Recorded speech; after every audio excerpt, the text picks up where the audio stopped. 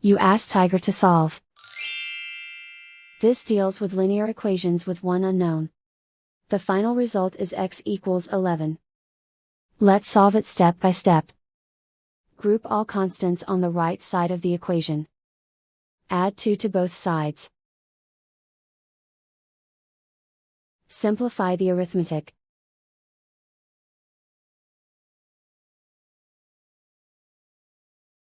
Isolate the x.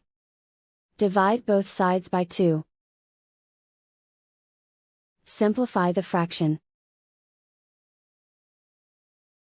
Find the greatest common factor of the numerator and denominator.